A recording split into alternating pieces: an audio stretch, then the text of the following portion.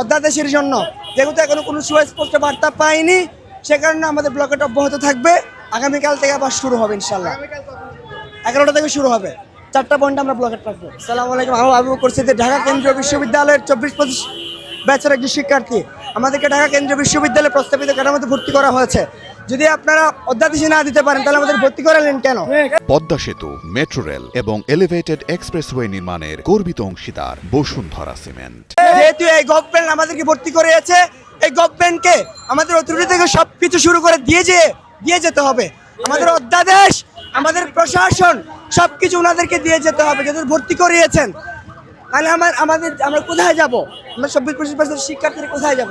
আপনারা আমাদের পরিচয় নিশ্চিত করে তারপরে যাবেন, এর আগে যেতে পারবো না।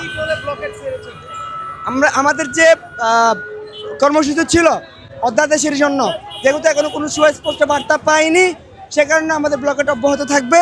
আগামীকাল থেকে আবার শুরু হবে ইনশাল্লাহ। 11টা থেকে শুরু হবে, 4টা পয়েন্টে আমরা ব্লকেট রাখবো।